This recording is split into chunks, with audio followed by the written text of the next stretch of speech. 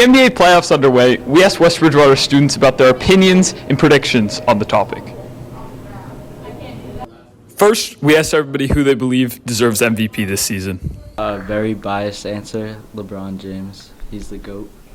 I'm picking Giannis because he's just great at everything, overall the GOAT. I would say Nikola Jokic, just based off of two things. One, I think he's been the best offensive player in the league so far. And second, I also think he's been the most available. Definitely not Kevin Durant because he got swept first round. I don't understand how anyone could think of Kevin Durant because he got swept first round by the Boston Celtics. Coming from a school in Massachusetts, most people here in West Bridgewater are rooting for the Celtics in this postseason. LeBron didn't make the playoffs, so I gotta go with the Celtics. The Celtics, of course, the Suns, garbage, Bucks, garbage, Bears, garbage, The Celtics all the way. No chance they lose. Well, I was rooting for the Hawks because I do love Trae Young, but that looks like it's going to be pretty short-lived, so I would say the Celtics. Probably the Boston Celtics. Next, we asked everybody what they thought about the NBA's new play-in tournament. I do actually. I know a lot of people don't like it, but I don't know. I feel like it was a good addition. In my opinion, no, because it's just another way that the NBA is trying to do the deed to LeBron. The NBA often does a lot of stuff where they really like to blank up to LeBron. So LeBron is just like a little bit overrated in my opinion. And the NBA doesn't really do a good job hiding it. We then asked everybody what's one way they would change the NBA playoffs for the better. I think the first round should be 3-game, best of 3, and the second round should be best of 5. Because I think you kind of need to shorten the playoffs just a little bit. Oh, that's a tough question. One way I'd want to change the NBA playoffs for the better. Probably just make it so the Brooklyn Nets never make the playoffs again. Finally, we got everybody's prediction on who would win the NBA Finals. So before the playoffs, it was the Phoenix Suns, and I'm a little less confident now with the Devin Booker injury, and Chris Paul hasn't been playing as well as I would have hoped. Probably the New Orleans Pelicans. Now that we've gotten everybody's predictions, we'll see how they all unfold in June when the NBA Finals take place. Now, passing it over to Kenley. Thanks, Aiden. School start times is a very disputed topic at WB, and as we are gathered students' and teachers' thoughts on the subject, let's not waste any more time. Let's get right into it. These are students' and teachers' opinions on school start times. I think it should be changed to 8 o'clock because those extra 30 minutes or however long you get to sleep extra are very crucial for your mental health, for your physical health. 7:30 start time is hard. I have a very difficult time getting up in the morning, so it's usually, trying to get enough sleep and then having enough energy throughout the day. It is not ideal. More ideal would be if it started later than it does. I don't like waking up as early as I do for school right now. Does waking up early affect your mental health? These are our results. Yes, because I get less sleep than I need to as a teenager, and I'm very tired in the day. Getting out of bed is rough. It'd be nicer to have a few extra minutes just to kind of relax and do stuff in the morning. Based off studies, students would improve if it was later. On average, it takes 5 to 15 minutes for students to get to school. These are our findings. My commute is around 50 to 55 minutes because I live in Rhode Island. I live in Bridgewater, so my commute to school is about 15 minutes. My commute to school be taking like a minute. Like 2 minutes because I live not that far away. My commute time is about 35 minutes if I come up the highway, closer to 45 if I have to come back roads due to traffic. Kids that live in Rainham and other places, probably like not under a half hour probably, depending on traffic. Most students take an hour or two to get ready for school. It takes me an hour. This to is our wake up at conclusion. 6, and it's enough time for me. Like an hour, but I don't like to rush, so no, I don't think it's enough. I take an hour to get ready for school. I think that's enough time. It gives me enough time to, brush my teeth, eat breakfast. But most high schoolers don't really eat breakfast. Generally, it's probably about 15-20 minutes in the morning to get ready to get up, make my lunch, get dressed, do everything I need to do the morning routine. It is enough time because I'm an adult and I make sure that I plan accordingly. That's all the time we have for our segments on school start times. Next up is Stephanie with Phones for Learning. Thanks, Kenley. With the new headwear policy introduced to West Bridgewater, it has been a hot topic. Over the past few weeks, we gathered information from students, staff, and people who presented the idea to Ms. Page. With many students in the past complaining about not being able to wear headwear, it was brought to the staff's attention.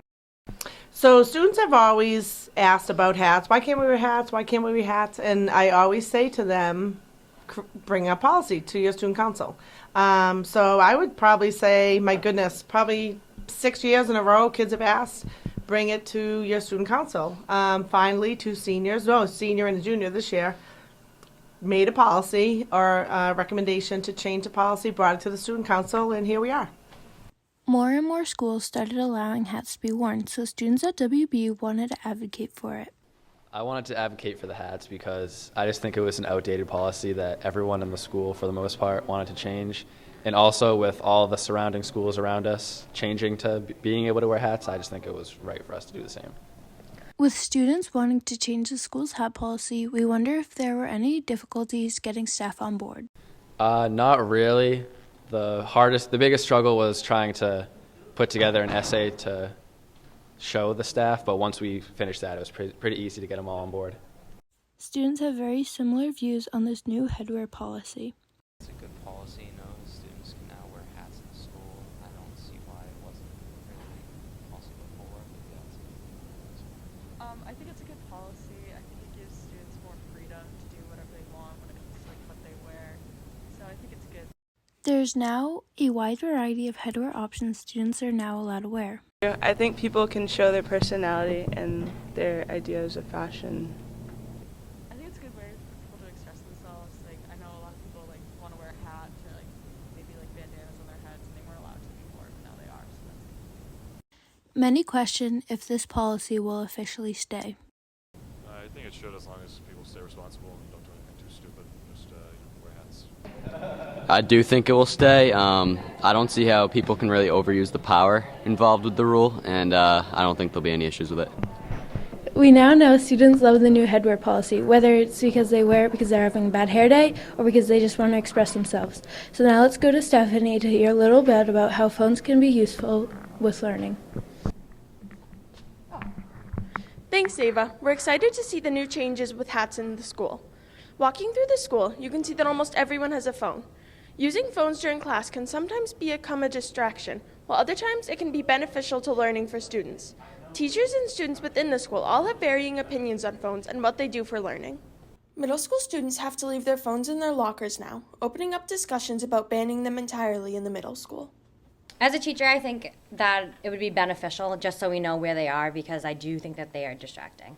I think it puts a lot more responsibility on the teacher to make sure that those phones are protected. I just prefer to have students keep their phones. I'm definitely not a big fan of teachers taking people's phones. It's kind of like our property. Teachers and students in the school are trying to find out ways to better utilize phones in the classroom. Using their phones is beneficial sometimes, especially because sometimes their Chromebooks aren't fully charged or the Chromebooks aren't working that day. It teaches students how to use their phones for productive reasons, rather than always just social media or gaming. It could be useful because students want to take pictures of notes or something if they're a bit behind, if they want to look up a question. While the benefits are great, there are still downfalls to using phones during class. They can be distracting with social media, notifications, Snapchat, and all that stuff. I know a lot of times students are really nervous about what if I have to call my mom or my dad. If anybody ever needs to call home, they can always come to the office. I know a lot of students are easily distractible, especially in the middle schoolers and the underclassmen. Something newly implemented into the school are pockets for phones in some of the classrooms. I think that if we use them for certain study strategies or skills, it would be really important, but would have to somehow be able to block other social media. Part of the teaching experience is teaching kids to use them responsibly. I think if teachers really made their students know why they shouldn't be on their phones. There are often benefits to using phones in classes, and teachers and students alike can recognize them. Because I'm a middle school teacher, I think it would be great. I feel like we should be in the business of trying to teach kids to use them responsibly. Maybe a stricter phone policy for the middle schoolers is definitely more understandable. While phones can be a distraction in class, they can also help students learn in various ways. Having students on their phones all class is not a good idea, but neither is having no phones used at all. Hopefully, learning what students and teachers think of it all can help us come up with a better way to utilize phones in school while benefiting both groups. Now let's move on to Olivia talking about fundraising for WB Games. Thanks, Stephanie. At West Bridgewater Middle Senior High School, we hold so many events for our school, and we're always thinking of ways to make some extra money to help support these events. We talked to many of the school leaders and people involved with clubs about fundraisers and how it has impacted our school and the steps it takes to create a fundraiser. The fundraisers that have been held are often said to have definitely made an impact on our school. I think that fundraisers have greatly helped our school in raising money for people, and it's kind of a good way to get something out there and just make it fun for everyone as well. It helps raise money that can go towards prom and other things we do, like school events. Some may think that putting together such big events may be stressful, but others disagree. It's a little bit stressful at first because you have to get it approved. If it doesn't get approved, you can appeal it, but it's okay. It's not that bad.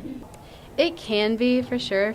You're all kind of on different pages in the group that you're working with, but it's also really fun. Fundraisers can be fun and exciting when you finally see all the hard work put together. It has led to many favorite gatherings amongst members at the school. My favorite fundraiser to do was probably the bench fundraiser because it both brought in the school's money, money for the school, but also brought the school together because we got a fan section going for basketball games. The Santa's breakfast we did earlier in this year was really fun. It was fun to see all the little kids kind of just say hi to Santa. Putting together fundraisers take time and effort. It takes a lot of thinking along with trial and error when putting together a fundraiser. You need to get school approval.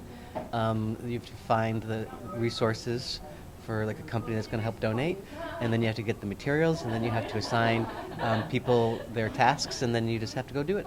You just have to get the word out there. You can do that through the announcements, emails. If you look them up, they can give you some pretty good ones, but you have to communicate with your team if you're working with one to figure out a good idea to fundraise. The effort that the students and staff put into our school community is astonishing, and we are glad we got the chance to talk to some of the people that dedicated part of their time to our school to make it a better experience for everyone involved.